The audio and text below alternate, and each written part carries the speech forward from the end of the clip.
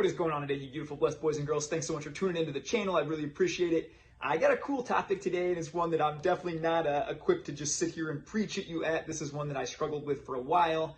But it's, once we have kids and once kind of that center focus of the family, shift from, the wife and I are on fire, we're passionate, we're going to have this amazing romantic relationship to now, all the relationship is about poopy diapers and about just trying to survive a lot of these days, right, as parents. So, I want to really get into some practical ways today that we can keep the fire alive, but also model excellence for our kids. Sure, let's change our mindsets around on not making life all about the kids.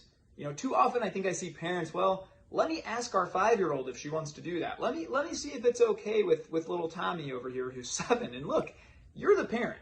We need to start leading, and we need to start understanding that, hey, our kids are going to look to us to whatever we do is going to be normal.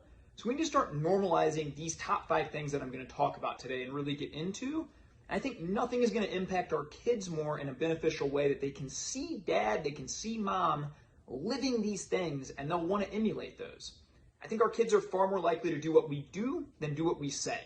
So let's hop into it today, guys. Before we start, I just want to ask a quick favor, you guys. If you don't mind throwing a little comment down below, hitting that like button, hitting the subscribe, really helps the channel out a lot. Super appreciate it, guys. So number one, I think the first thing you got to do as a parent, you got to make up your mind and decide that you're going to win at this, is just wake up before your kids. Your kids cannot be your alarm clock. That is just setting you up for a recipe of disaster. It's just going to start out to a very stressful and anxious-filled morning. Your kids are going to pick up on that, and I like to joke that your kids are like these little sharks, man. When they feel your anxiety, it's like they're going to attack, they're going to smell that blood in the water and come at you. You've got to set the tone as a parent. So I wake up every single day before my family. This is something I've done now for 4.5, 5 years.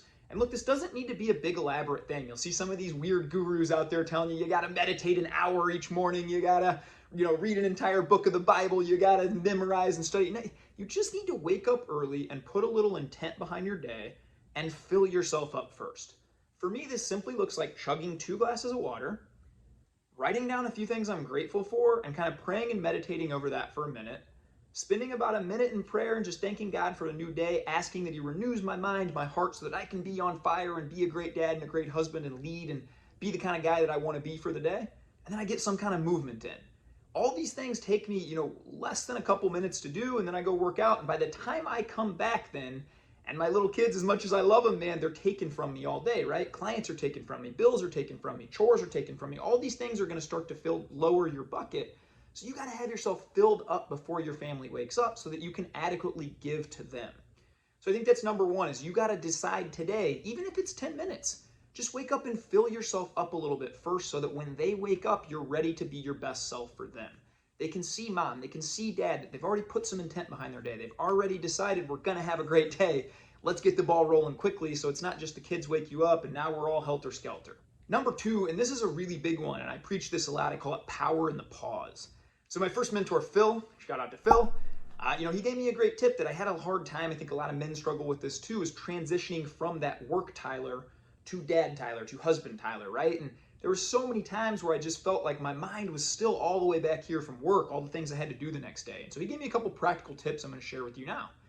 Number 1 was before I would leave the office, every day I would take just a minute and I would write down my top 2 priorities for the next day when I walked in. So if I'm running a staff meeting, I'd write that, take a couple notes down, or I needed to make a bunch of calls to X, Y, and Z, I'd write that down. I'd have my 2 things, I'd lay it on my keyboard so I could kind of actively picture leaving that there.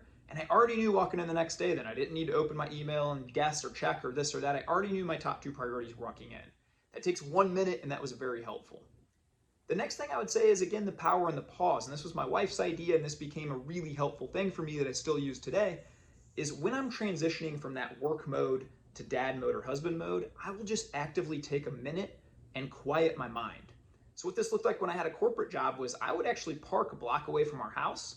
I would turn off the car, I would turn off the radio, and I would, again, visualize myself and picture myself leaving work at work and bursting through that door, a high-energy dad, man, scooping my kids up. I'd actually see it in my mind. I'm going to run in. I'm going to bring them life.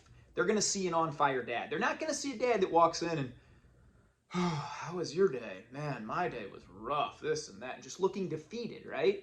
My kids don't care. Your kids don't care about whether you close the client or not or what you did at work. They just want a high-energy, present parent that's there for them. So I decided I'm going to be that parent no matter what. So that's where that started for me. I would take 1 minute, sit in my car, and then see myself bursting through that door, scooping my kid up, throwing him up, giving my wife a big hug and a high five, and saying, let's go have a great night, family, and giving them life. The third thing I'd add here, and this is a big one, you really need to over communicate with your spouse, significant other on this, is, don't have any guilt around just saying, you know what, I feel depleted. I might need 15, 30 minutes to recharge. My wife and I have gotten really good about this over the years of just communicating and saying, today's one of those days where I'm feeling the stress up to here. My to-do list is a million times long and I'm having a hard time being present and being my best self for the kids. We'll always, without any scorekeeping, without any guilt, just say, hey, please go take 30 minutes, knock a couple of those things off, go for a walk, clear your head, whatever it takes to get you back to being a great high energy parent, go do that. And so if you work with your spouse and you become a team and you encourage that, it's a beautiful cycle of what that creates. Number 3, and we got to hit this one, guys. You got to work out. You got to move your body. You got to get into shape. It just drives me nuts when I hear dads say, well, almost in this martyrdom that, well, I would work out, but I have kids. Oh, I would do this, but I have kids. Let me ask you this. Do you want your kids to be healthy someday? Do you want your kids to live longer, have a less chance of disease, have more energy? All of these positive benefits of working out, your mood is just everything about it. There's no downside to being healthy and fit. Outside of it takes some effort. Well, your kids are going to see what you do again. They're going to prioritize what's important and you set what's normal. So my family prioritizes movement. We take family walks together often. We go hiking, we go to the parks, we play, we create an active lifestyle. It's nothing for me to tell my daughter, hey, daddy needs 15 minutes. I'm going out into the garage, do some circuits, do some pull-ups. Do you want to come with me? You'd be surprised how many times she follows me out there, does the row machine, wants to show me how far she can jump. We're just prioritizing health and movement. I think as parents, we need to model that. Our kids are always watching us. And again, I think if we're really honest with ourselves, no parent would say, yeah, I hope my kid's 35 and obese someday. Yeah, I hope my kid just lets themselves go and weighs 300 pounds someday. Again, there's nothing wrong if you got to that point, but today can be the point where you pause and just take that next step back. And what a miracle if you do find yourself out of shape today, to sit your kids down and say, hey, today's the day. I'm taking back my health. I'm going to start to just prioritize movement. I'm going to hire a coach. I'm going to change the way I eat. I'm going to do whatever it takes to get healthy so that your kids see that and they will follow along. I recently read that if one spouse or one partner in the marriage or in a relationship decides to get healthy and loses weight, the other spouse is over a 33% more likely to do the same and follow suit. Your children are 57% more likely to be healthy throughout their life if you've been healthy and modeled that. 57%, that's almost 6 out of 10 kids will follow their parents into health. So you need to make that a priority today. You need to end excuses. You need to figure out a way to prioritize your health and your movement. Every bite of healthy food is an investment into your kids, your grandkids, and your great-grandkids. Every time you take that healthy option, you're prioritizing them and leading them. So I urge you today to just do it. Start small and keep going. Number 4, and this one's just massive, and this is one that we fell victim to again. My wife and I, when we had kids and young kids, we stopped dating. And men, I'm going to specifically talk to you here. You need to take this back. I'll never forget the day I sat my wife down. We were three and a half years into marriage, and I just sat her down, and I had tears in my eyes, and I said, I'm doing a terrible job as a husband. When we were at that altar, you pictured an on-fire husband. You pictured a guy that romance and dates and fun and laughter and going out. That's what we had before we had children. I don't accept that it's normal that stops anymore. And I'm going to prioritize you, and I don't care what I have to spend on babysitters, on whatever that might be. We are going to make a date night. Every week, we're going to go out, we're going to ignore our kids, and we're going to focus on each other, our mission, our legacy, and build that. Now, some people, and I've gotten many pushback from parents, and especially that mom guilt is huge, so men, you might need to help get your wife there on this. But, I get pushback, well, we just love the kids too much. We're going to include the kids in everything. Again, I would ask you to shift that mindset around and say, someday those kids are going to be married. Someday those kids are going to be in relationships. Do you want them to remember that mom and dad never prioritized each other, never went on dates, never did anything?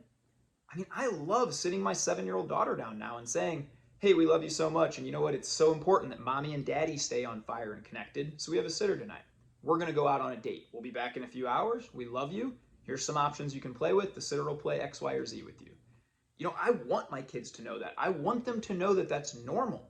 for men and women or husbands and wives or whoever you might be, your significant other out there, to go on dates and to keep loving each other and keep that passion and romance alive. You know, we joke now, my wife and I, that we love our kids so much, we completely ignore them twice a week for a few hours to just focus on each other.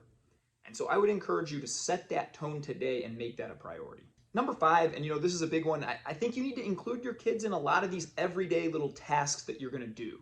It can seem like a really simple errand, right? Like, I'm just walking to get the mail. But I'm gonna put a picture up here real quick, and this is me and my daughter in bunny ears making a hop. We hopped all the way to the mailbox that night, and you can make these things come alive. We do scavenger hunts when we're going to get the mail. We have all kinds of things, and I think as a parent, you can create these magical little memories. The big things in life, often these big vacations, these big presents, these things, we highlight those in our minds, but I think if you talk to a lot of older people and wiser people, they'll tell you the little things are the big things. Those day-to-day little memories we can make. And I'm always cognizant of that and thinking about that with my kids. I want them to remember dad as making these little moments larger than life whenever I could. So I'd urge you today to pour in. That goes back to that visualization we talked about in point 2, where you're bursting through the door. And I'll often say, let's have a family dance party. Everybody pick their favorite song. Let's throw them and let's just dance around and throw everybody around and have laughs and have a great time. I think as parents, we set the tone. And again, we set what's normal. What's normal for my family is we haven't had TV in 33 months. We just don't do it. We've had other friends and people come over and say, well, what do you guys do? Well, for us, we prioritize movement. We get out, we hike, we run, we do obstacle courses, we build forts, we have squirt gun fights, we do all these things, and I try and make them come alive all the time. So I would encourage you guys to shift your mindset around, again, what's normal, what society says. Yeah, I read recently that the average American watches 3 hours a day of TV. That is insane. That's over 20 hours a week. What if you just took a few of those and poured into your kids and build forts and had some of these magic moments? What a different kind of home you would be in. So I'd encourage you to make that shift today.